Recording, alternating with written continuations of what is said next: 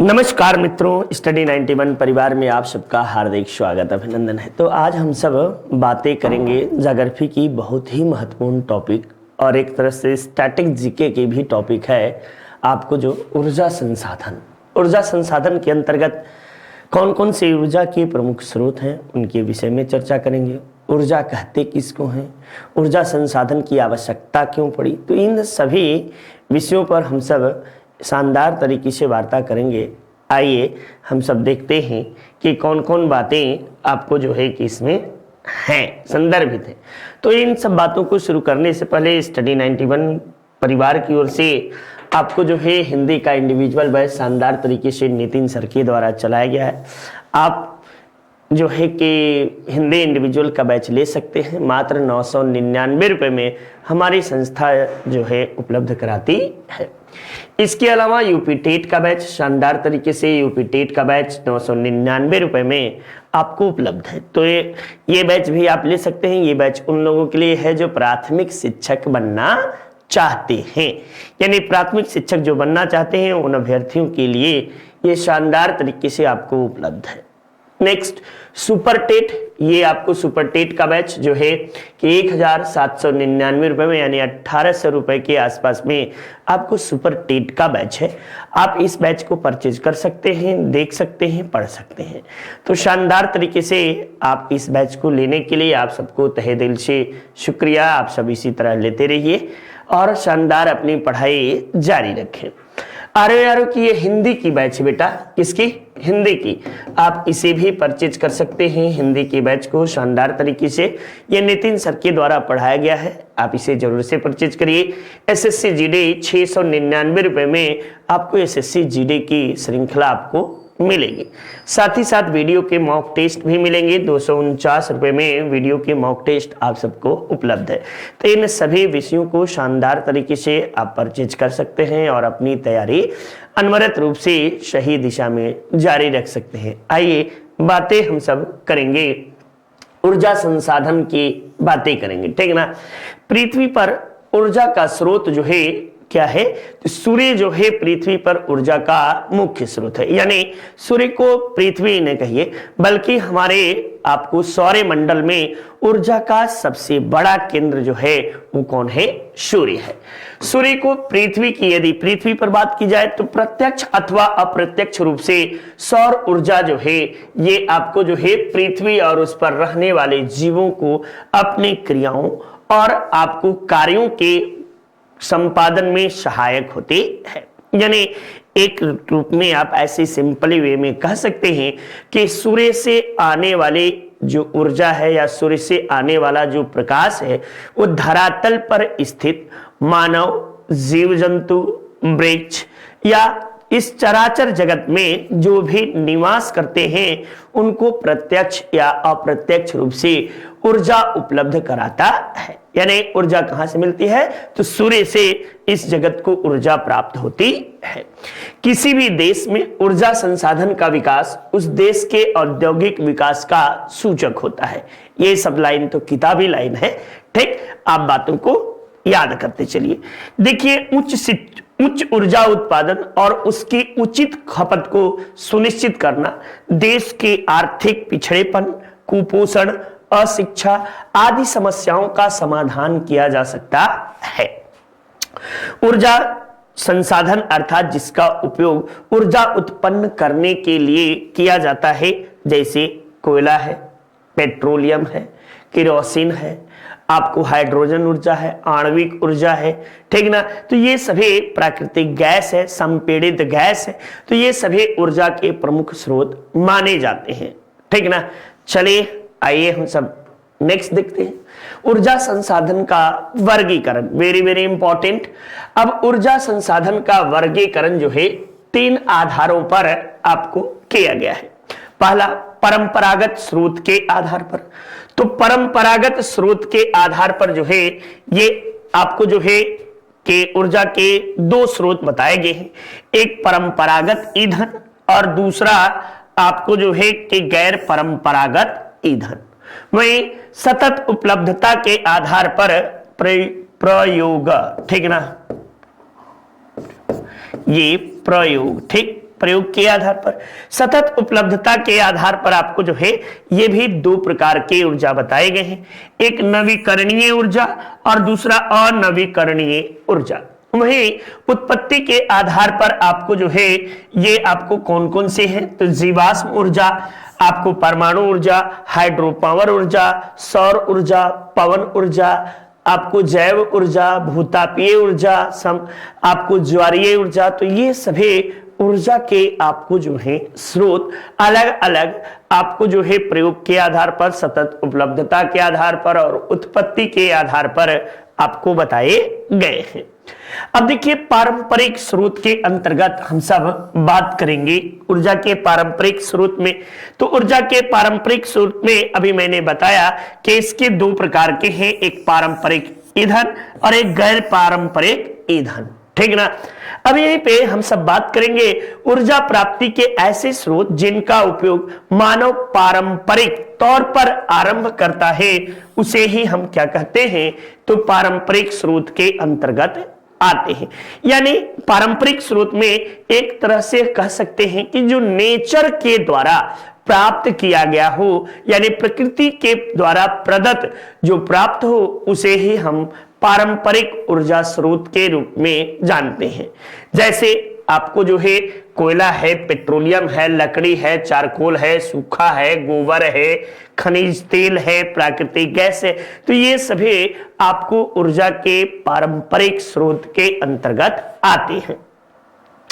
वहीं पे ऊर्जा के गैर पारंपरिक स्रोत आपको कौन कौन से हैं, तो ऊर्जा के स्रोतों की मात्रा सीमित है, अतः नवाचार के द्वारा कुछ ऐसे ऊर्जा स्रोतों को विकसित किया गया है जिनका पारंपरिक रूप से उपयोग नहीं किया जा सकता है, उसे गैर पारंपरिक ऊर्जा के स्रोत के रूप में जाना जाता है। अब इनके अंदर कौन कौन से हैं, तो सौर ऊर्जा है, आपको पवन ऊर्जा है, ज्वारीय ऊर्जा है, भूतापीय ऊर्जा है, बायोगैस है, परमाणु ऊर्जा है, सेल गैस है, ठीक ना। तो ये सभी आपको जो है गैर पारंपरिक ऊर्जा के स्रोत माने जाते हैं। वहीं पे सतत उपलब्धता के आधार पर ऊर्जा संसाधनों को दो भागों में विभाजित किया गया है। एक आपको ये वेरी वेरी इंपॉर्टेंट लाइन है, हर परीक्षा में ईवीएस में भी ये पूछता है, ठीक ना। ऊर्जा के आपको सतत उपलब्धता के आधार पर ऊर्जा के कितने स्रोत होते हैं, तो दो होते हैं, एक नवीकरणीय ऊर्जा और दूसरा अनवीकरणीय ऊर्जा, ठीक ना। तो चलिए ये देखिए नवीकरणीय ऊर्जा किसे कहते हैं, तो नवीकरणीय ऊर्जा उसे कहते हैं जो कि प्रकृति के द्वारा प्रदत्त हो, यानी ब्रह्मांड में आपको जो है पहले से उपलब्ध हो, एक तरीके से कह सकते हैं जिसका आपको मुख्य स्रोत सूर्य रहा हो या आपको जो है प्रकृति के द्वारा वो प्राप्त हो। जब देखिए डेफिनेशन देखिए, जब किसी ऊर्जा स्रोत का उपयोग पुनः या सतत रूप में किया जा सके, यानी जिसका आपको जो है कि बार बार ऊर्जा के रूप में प्रयोग, अनवरत रूप से ऊर्जा के रूप में प्रयोग किया जा सके, उसे हम क्या कहते हैं, तो नवीकरणीय ऊर्जा के रूप में जाना जाता है। यानी नवीकरणीय शब्द से ही आप सबको पता होना चाहिए कि नवीकरणीय का मतलब जिसका रिवाइवल होता रहे, ठीक ना, रिवाइवल होता रहे, उसे ही हम क्या कहते हैं, नवीकरणीय ऊर्जा के रूप में जानते हैं। नवीकरणीय ऊर्जा के प्रमुख स्रोत क्या है, तो सौर ऊर्जा है, ज्वारीय ऊर्जा है, भूतापीय ऊर्जा है, ये सभी आपको नवीकरणीय ऊर्जा के प्रमुख स्रोत माने जाते हैं। दूसरी बात, अनवीकरणीय ऊर्जा के विषय में आइए चर्चा करते हैं। अनवीकरणीय ऊर्जा उसे कहते हैं जिसका दोबारा उपयोग या जो आपको जो है रिवाइवल न किया जा सके, दोबारा उसका आपको जो है उपयोग न किया जा सके, उसे ही हम क्या कहते हैं, तो उसे हम लोग जो है अनवीकरणीय ऊर्जा के रूप में जानते हैं। इसके अंतर्गत कोयला, कोयला खत्म तो उसके बाद खत्म, राख बचा, पेट्रोल खत्म तो खत्म, आपको प्राकृतिक गैस, सेल गैस, परमाणु गैस, ये सभी आपको क्या आते हैं, तो ये अनवीकरणीय ऊर्जा के स्रोत हैं। तो ये आप एकदम आसान सा है, कोई बहुत कठिन नहीं है, कोई इसमें बहुत दिमाग आपको लगाने की चीजें नहीं है, बस कॉन्सेप्ट को क्लियर रखना है। ये कॉन्सेप्चुअल चीजें हैं, ठीक ना। जैसे आपसे पूछे नवीकरणीय ऊर्जा किसे कहते हैं, तो नवीकरणीय ऊर्जा का तात्पर्य होता है जिसका रिवाइवल किया जा सके, यानी जिससे बार बार आपको ऊर्जा उत्पन्न में जो सहायक हो उसे हम क्या कहेंगे, तो नवीकरणीय ऊर्जा कहेंगे। जैसे सूर्य ऊर्जा का अपार चीजें हैं, सौर सेल लगाकर हम लोग सौर ऊर्जा से अपार ऊर्जा प्राप्त कर सकते हैं। आपको जल से जल ऊर्जा, टरबाइन लगा के जल ऊर्जा प्राप्त करें, भूतापीय ऊर्जा, ये सभी आपको जो है ज्वारीय ऊर्जा, तो ये सभी ऊर्जा जो है ये क्या है, तो नवीकरणीय ऊर्जा के रूप में इन्हें हम जानते हैं। अनवीकरणीय ऊर्जा जो कि खत्म हो जाए और फिर उसका उपयोग न किया जा सके उसे ही अनवीकरणीय ऊर्जा के रूप में जानते हैं। नेक्स्ट देखिए, आइए हम लोग बात करेंगे कोयला। ये चूंकि ऊर्जा का भारत में सबसे बड़ा स्रोत के रूप में आप कह सकते हैं कोयला है, ठीक ना।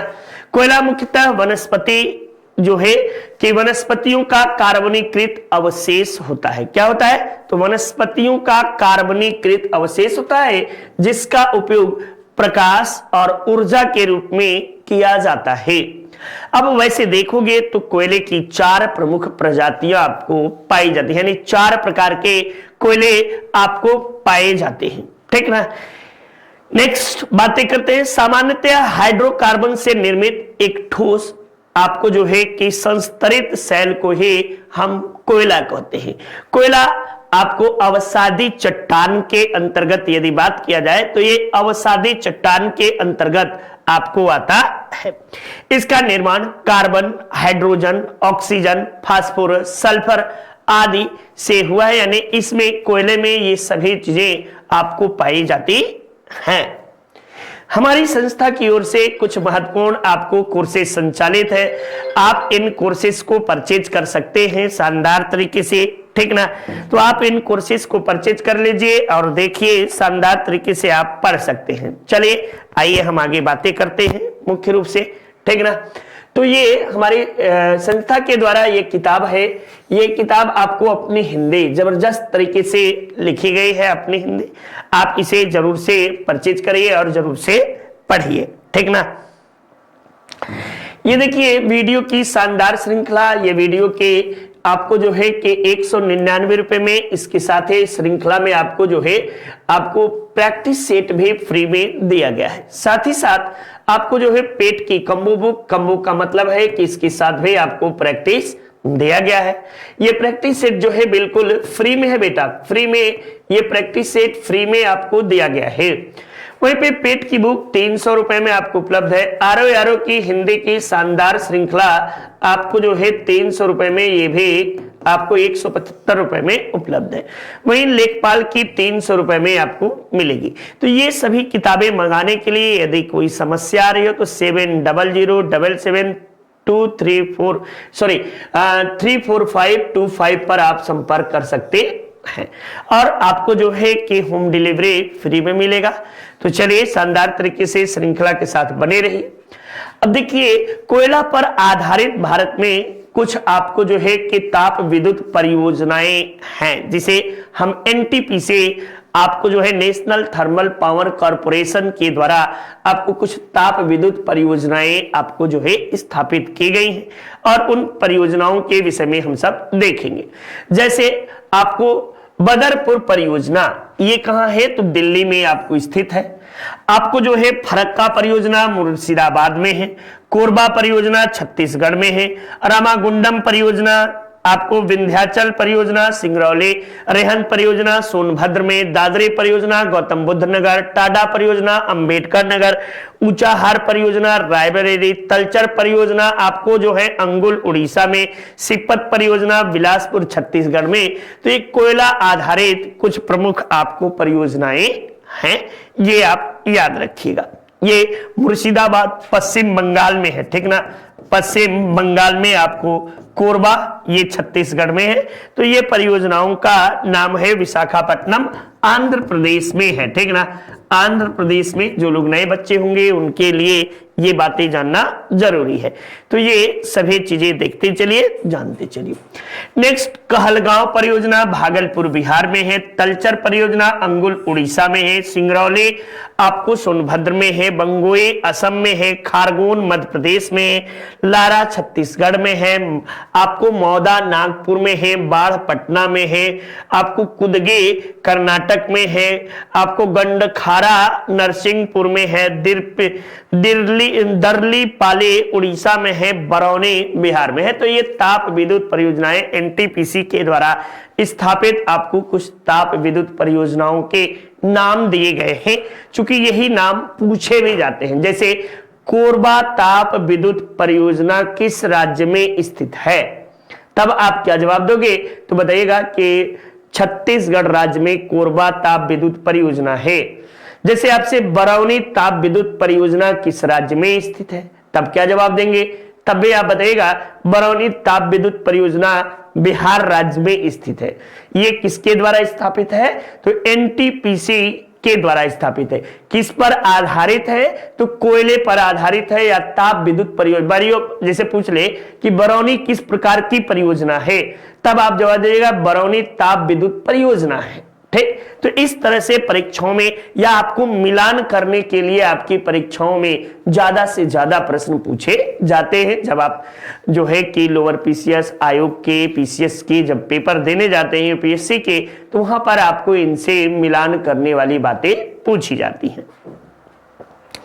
नेक्स्ट देखिए, आपको कोयला उष्मा एवं शक्ति का प्राथमिक स्रोत माना जाता है। कोयले को उद्योगों की जननी के नाम से भी जाना जाता है। भारत का सबसे बड़ा और महत्वपूर्ण कोयला क्षेत्र जो है डीवीसी दामोदर वैली जो है, ये दामोदर घाटी या दामोदर वैली कॉर्पोरेशन जो है डीवीसी में स्थित है। इस देश में कोयले का लगभग 35% आपको जो है कि देश से कोयला प्राप्त किया जाता है, यानी भारत से ही कोयले 35% प्राप्त किए जाते हैं। भारत में मुख्यतः 4 प्रकार के कोयले हैं: पीट कोयला, लिग्नाइट कोयला, बिटुमिनस कोयला और एंथ्रासाइड कोयला। पीट कोयला सबसे खराब प्रकार का आपको कोयला माना जाता है, जबकि एंथ्रासाइड कोयला जो है सबसे उन्नत प्रकार का कोयला बताया जाता है। विश्व में सबसे अधिक एंथ्रासाइड कोयले के उत्पादन में चीन है, जबकि भारत में जम्मू कश्मीर राज्य में एंथ्रासाइड प्रकार का कोयला पाया जाता है। शेष समस्त भारत में, यानी भारत में सबसे अधिक कौन सा कोयला पाया जाता है? तो बिटुमिनस प्रकार का कोयला भारत में सबसे अधिक पाया जाता है। आइए हम सब देखते हैं पीट कोयला के विषय में।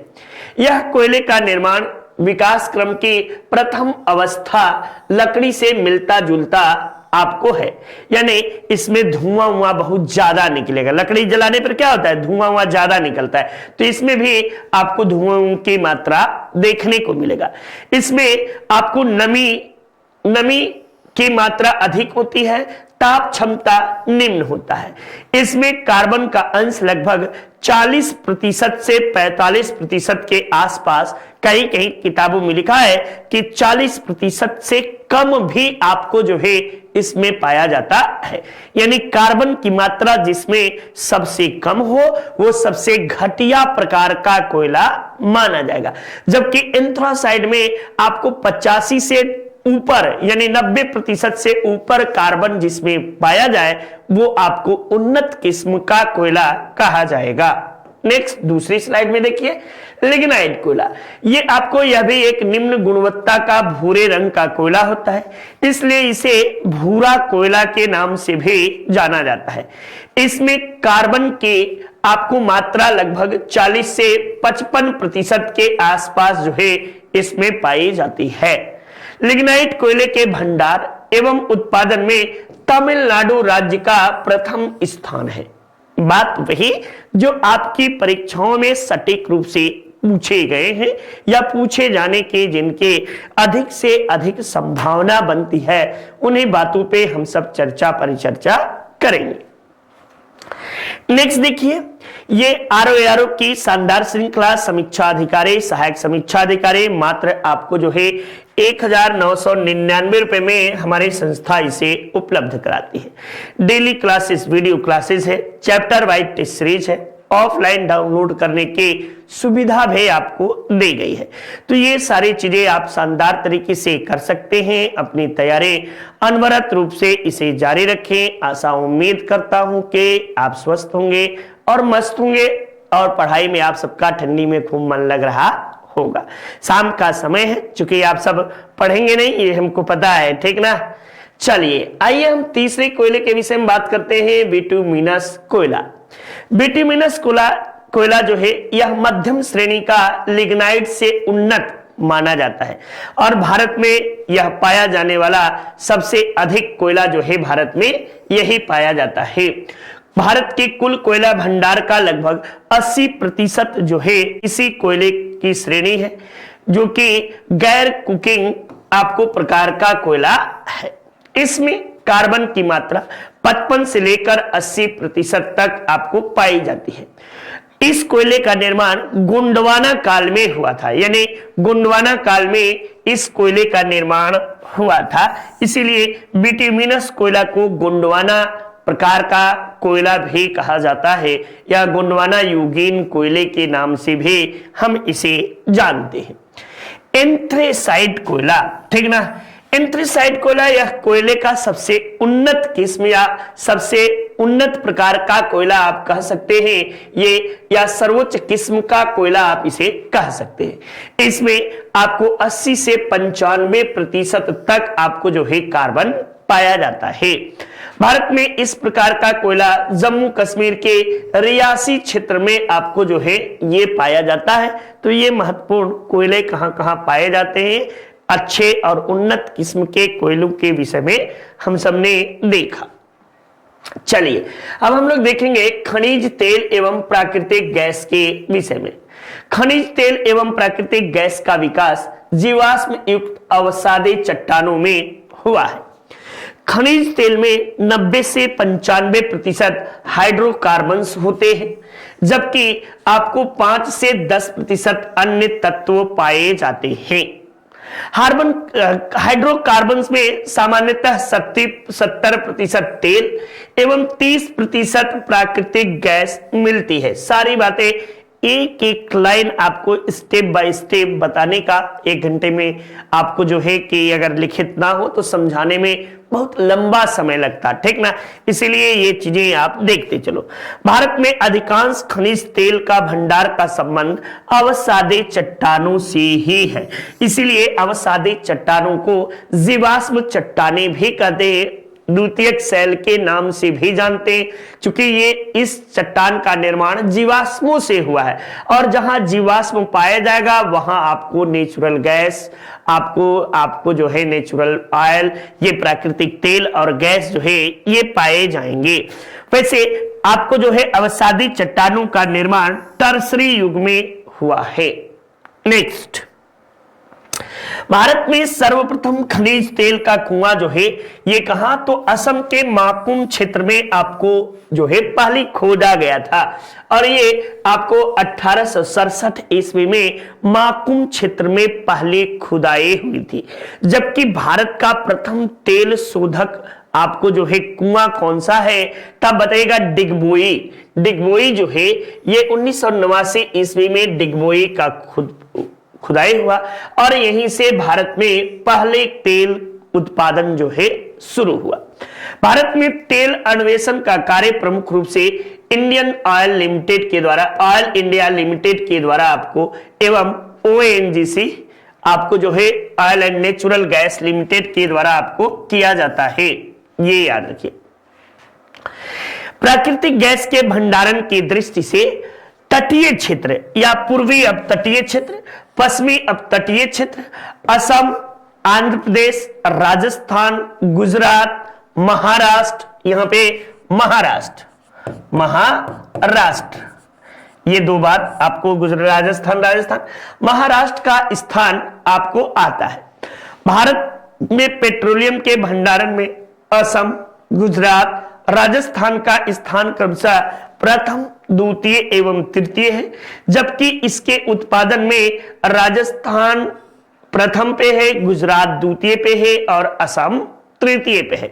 यानी भंडारण का जस्ट अपोजिट कर लीजिएगा तो आपको चीजें मिल जाएंगी। ये देखो, भंडारण में आपको असम पहले पे है, जबकि उत्पादन में तीसरे पर है। गुजरात ज्यों का त्यों है और राजस्थान पहले नंबर पे आपको आ गया है। तो दिमाग में फिट कर लीजिएगा कि आपको जो है पेट्रोलियम के उत्पादन में पहले नंबर पे कौन है, तो पहले नंबर पे उत्पादन में राजस्थान है, दूसरे नंबर पे आपको उत्पादन में गुजरात है और तीसरे नंबर में आपको जो है कि असम आपको उत्पादन में। लेकिन भंडारण में जस्ट उल्टा, असम पहले पे, गुजरात दूसरे पे, राजस्थान तीसरे पे। ठीक ना, तो ये बातें आप याद रखिएगा, देखते चलिएगा।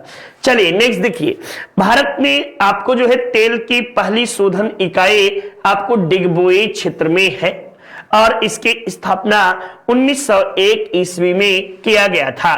ठीक ना, आगे चलकर स्वतंत्र भारत की पहली तेल शोधनशाला 1954 ईस्वी में बंबई में स्थापित हुआ। दो बातें हुई, एक आजादी से पूर्व भारत की पहली तेल शोधनशाला कहां बनी, तो डिगबोई बनी। कब खुला, तो 1901 में। एक आजादी के बाद देश का पहला तेल शोधनशाला कहां खुला, तो 1954 ईस्वी में मुंबई में आपको खुला। ठीक ना, तो ये दो अलग अलग बातें हुई। नेक्स्ट हम बातें करेंगे आपको जो है सीएनजी, ठीक ना, कंप्रेस्ड गैस जो है सीएनजी, कंप्रेस्ड नेचुरल गैस के विषय में चर्चा परिचर्चा हम सब करेंगे। प्राकृतिक गैस को ही लगभग आपको 200 से 250 किलोग्राम सेंटीमीटर स्क्वायर, ठीक ना, के दाब पर जब संपीड़ित गैस कर आपको जो है सीएनजी बनाया जाता है। तो ये बातें आप याद रखिए। ये लगभग 90% मीथेन युक्त होता है और इसमें हाइड्रोकार्बन्स के आपको जो है मिश्रण भी पाए जाते हैं। इसका ऊर्जा घनत्व तो बहुत कम होता है। ठीक ना, तो इसका ऊर्जा घनत्व आपको क्या होता है, बहुत कम होता है। नेक्स्ट आइए, यूपी पुलिस कांस्टेबल का बैच शानदार तरीके से आपको पढ़ाया गया है, आप इसे परचेज कर सकते हैं, देख सकते हैं। नया बैच आपको जो है मात्र 1499 रुपए में आपको ये बैच उपलब्ध है। ठीक ना, तो ये आइए देखते हैं हम सब महत्वपूर्ण रूप से। चलिए ये देखिए, आइए परमाणु ऊर्जा के विषय में हम सब चर्चा परिचर्चा करेंगे। परमाणु खनिज जैसे uranium, thorium, beryllium, monazite, zirconium, ilmenite, antimony, graphite, lithium आदि के द्वारा प्राप्त ऊर्जा को परमाणु ऊर्जा कहते हैं। भारत में परमाणु शक्ति के जनक किसे कहा जाता है, तो डॉक्टर होमी जहांगीर भाभा को भारत में परमाणु शक्ति का जनक के रूप में जाना जाता है। परमाणु जो ऊर्जा है ये नाभिकीय विखंडन की क्रिया पर आधारित है। नाभिकीय विखंडन, ठीक ना, नाभिकीय विखंडन की क्रिया पर आपको परमाणु ऊर्जा आधारित है। भारत में आपको जो है वर्ष 1948 ईस्वी में परमाणु ऊर्जा आयोग और वर्ष 1954 ईस्वी में परमाणु ऊर्जा विभाग की स्थापना की गई थी। भारत में धारवाड़ शैलों के अंतर्गत सीमित मात्रा में यूरेनियम का निक्षेपण पाया जाता है। वैसे आप देखोगे तो यूरेनियम भारत में जो है कि झारखंड के जादूगोड़ा जो कि सिंहभूम जिले में है वहां से यूरेनियम पाया जाता है, जबकि भारत में थोरियम के उत्पादन में भारत विश्व में प्रथम स्थान पर है और भारत में सर्वाधिक थोरियम केरल से प्राप्त किया जाता है। ठीक ना, यानी केरल थोरियम के उत्पादन में आपको पहले स्थान पर है। ठीक, नेक्स्ट, केरल को मोनाजाइट रेत, राजस्थान के बांसवाड़ा से आदि क्षेत्रों में आपको जो है थोरियम प्राप्त किया जाता है। भारत में यूरेनियम क्षेत्र कौन कौन से हैं उनके विषय में देख लेते हैं।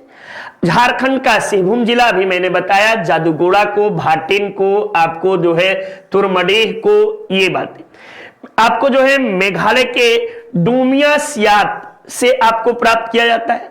राजस्थान के रोहिल घटेश्वर से, कर्नाटक के गुलबर्गा से, देहरादून चमोली से, उत्तर प्रदेश के ललितपुर से भी आपको जो है यूरेनियम प्राप्त किया जाता है। उत्तर प्रदेश का ये बार बार पूछता है कि ललितपुर किस आपको जो है खनिज संसाधन के लिए, आणविक खनिज के लिए प्रसिद्ध है, तब आप बताइएगा यूरेनियम के उत्पादन के लिए आपको जो है ललितपुर प्रसिद्ध है। नेक्स्ट, भारत में प्रमुख थोरियम उत्पादक क्षेत्र केरल का कोल्लम, तमिलनाडु का आपको कन्याकुमारी मदुरै, विशाखापट्टनम, आपको हजारीबाग, ये सभी भारत में थोरियम के प्रमुख स्रोत माने जाते हैं। भारत में फिर एक बार बता रहा हूं कि भारत थोरियम के उत्पादन में प्रथम स्थान पर विश्व में है, ठीक ना। इसीलिए थोरियम आपको ऊर्जा के मामले में भारत थोड़ा तरक्की ज्यादा कर सकता है, यहाँ के वैज्ञानिक यदि चाहें और चीजें जो चाहें, लेकिन इसकी प्रोसेस, ऊर्जा उत्पन्न करने की प्रोसेस जो है थोड़ा सा महंगा और आपको जो है कठिन भी है, ठीक ना।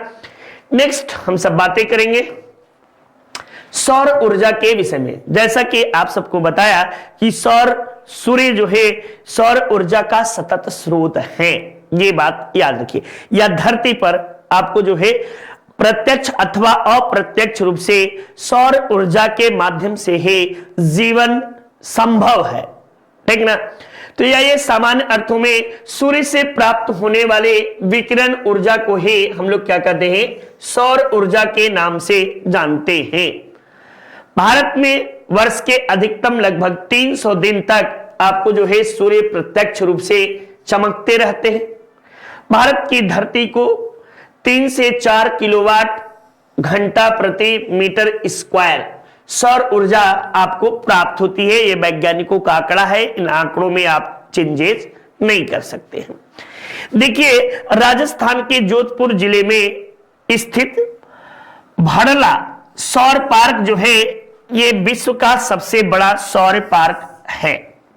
भारत के कर्नाटक राज्य के तुमकुरु जिले में पावगढ़ तहसील में 250 मेगावाट की क्षमता शक्ति स्थल नामक विश्व का दूसरा सबसे बड़ा सौर पार्क है। यानी पहला और दूसरा दोनों सौर पार्क जो है विश्व के भारत में ही स्थित है।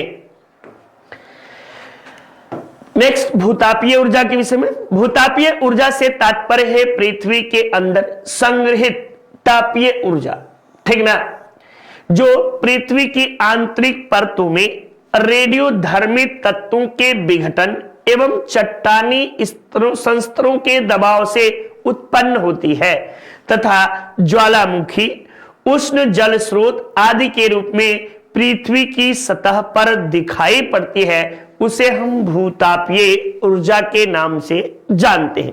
ज्यादातर रेडियो एक्टिव तत्व जो है वो भूतापीय ऊर्जा के मुख्य स्रोत माने जाते हैं। तकनीकी का उपयोग कर भूतापीय ऊर्जा को ताप एवं जल की अभिक्रिया के माध्यम से गर्म कराकर वाष्प उत्पन्न करके विद्युत ऊर्जा आपको जो है के रूप में प्राप्त किया जाता है या विद्युत ऊर्जा उत्पादन किया जाता है। यह एक पर्यावरण हितैषी ऊर्जा संसाधन है, लेकिन इसके दोहन में सस्ती तकनीक की कमी एवं संयंत्र को स्थापित करने में अधिक धन व्यय होने के कारण विशेष क्षेत्रों की पहचान वाले क्षेत्रों पर ही लगाने के कारण यह विश्वव्यापी अधिक नहीं हो पाया है। भारत में भूतापीय ऊर्जा से संबंधित क्षेत्रों में लद्दाख का पुग्गा घाटी, उत्तराखंड का तपोवन, झारखंड के हजारीबाग में स्थित सूरजगढ़, मध्य प्रदेश का अनहोनी, ये छिंदवाड़ा जो कि अब आपको जो है कि मुख्य रूप से छत्तीसगढ़ में आ गया है, ठीक ना, ये क्षेत्र आपको जाने जाते हैं। यूजीसी नेट जबरदस्त तरीके से हमारी संस्था के द्वारा आपको पढ़ाया गया है। ये पेपर आप परचेज कर सकते हैं और इसे खूब मन लगा के आप पढ़ सकते हैं, ये बात भी याद रखिए। ये कोर्स मात्र 999 रुपए में हमारी संस्था आपको उपलब्ध कराती है। यदि किसी तरह का कोर्स परचेज में दिक्कत आ रही हो तो 7007773452 पर आप कॉल करके इसे परचेज कर सकते हैं और पढ़ सकते हैं, शानदार तरीके से अपनी तैयारी जारी कर सकते हैं। आइए हम सब बात करेंगे पवन ऊर्जा के विषय में। पवन चक्कियों की सहायता से प्रवाहित वायु के दोहन द्वारा उत्पन्न की जाने वाली ऊर्जा को पवन ऊर्जा के नाम से जानते हैं, ठीक ना। पवन ऊर्जा मुख्यतः तमिलनाडु, गुजरात, महाराष्ट्र, राजस्थान आदि राज्यों के तटीय एवं मैदानी क्षेत्रों में पवन ऊर्जा आपको देखने को ज्यादा मिलेगी।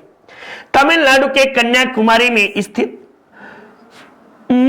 मुप्पमंडलम पवन ऊर्जा इकाई जो है भारत की सबसे बड़ी पवन ऊर्जा इकाई है। यहां से लगभग 1500 मेगावाट विद्युत का उत्पादन किया जाता है। राष्ट्रीय पवन ऊर्जा संसाधन कहां स्थित है तो चेन्नई में स्थित है। भारत विश्व में पवन ऊर्जा संस्थापित क्षमता के आधार पर चीन, अमेरिका एवं जर्मनी के बाद चौथे स्थान पर आपको आता है, ठीक ना। यानी पहले नंबर पे आपको चीन है, दूसरे नंबर पे अमेरिका है और तीसरे नंबर पे जर्मनी है। आइए ज्वारीय ऊर्जा यानी ज्वार भाटा से उत्पन्न होने वाले ऊर्जा को हम लोग एक लाइन में क्या कहेंगे, ज्वारीय ऊर्जा के रूप में जानते हैं। जो ज्वार और भाटा के आने से उत्पन्न टरबाइन लगाकर इसे ज्वारीय ऊर्जा को उत्पादन किया जाता है, ज्वारीय ऊर्जा के नाम से जानते हैं। ज्वारीय ऊर्जा भी कभी न कभी समाप्त होने वाली एक नवीकरणीय ऊर्जा है तथा पर्यावरण का हितैषी माना जाता है। नेक्स्ट, बायोमास या जैव ऊर्जा के विषय में हम सब चर्चा करेंगे। जैविक उत्पादनों जैसे कृषि अवशेष में धान की भुस्से, गन्ने की खोई, फसलों के अवशेष यानी से आपको जो है प्राकृतिक वनस्पतियों जैसे जेट्रोफा, करकास, करंज और नीम, शहरी कूड़े कचड़े आदि अवशिष्ट पदार्थों से जो ऊर्जा प्राप्त की जाती है उसे हम सब बायोमास या जैव ऊर्जा के रूप में जानते हैं। रतन जो जिसे जेट्रोफा के नाम से जाना जाता है, इसे बायोडीजल का निर्माण आपको किया जाता है। देश का पहला बायोडीजल संयंत्र, वेरी वेरी इंपॉर्टेंट लाइन, देश का पहला बायोडीजल संयंत्र आंध्र प्रदेश के काकीनाडा में लगाया गया है। पंजाब के जलखेरी में धान भूसी से आपको जो है जल विद्युत उत्पादन करने वाला संयंत्र लगाया गया है।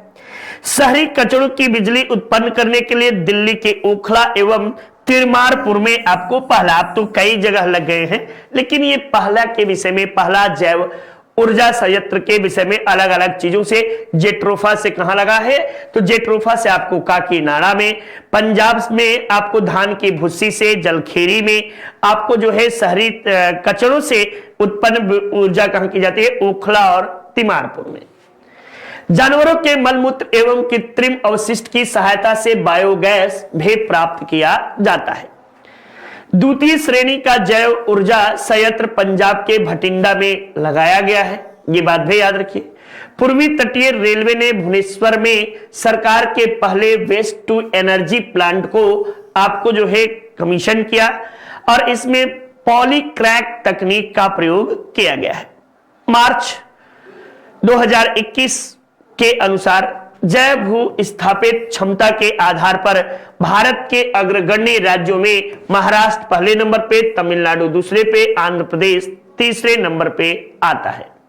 ठीक, तो ये महत्वपूर्ण बातों को हम सबने देखा। आइए आगे देखते हैं।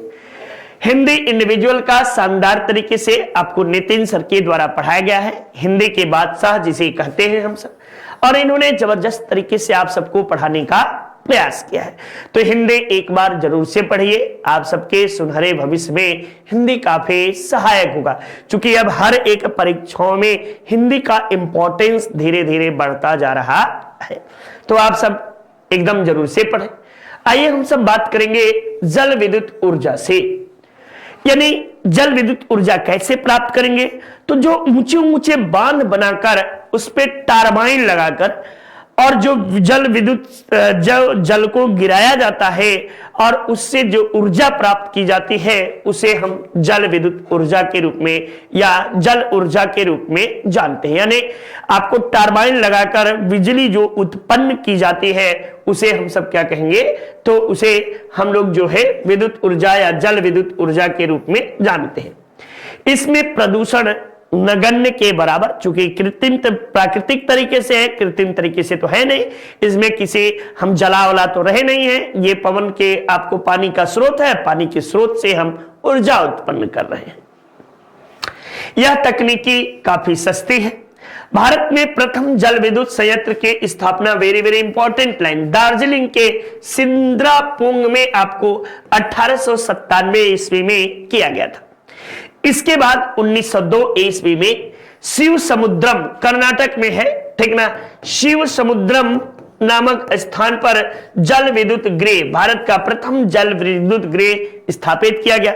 यह जल विद्युत गृह जो है कावेरी नदी के तट पर स्थित है। भारत में national hydro electric power corporation HNPC विद्युत केंद्रों के परिचालन का कार्य करता है, जिसकी स्थापना 1975 ईस्वी में की गई थी।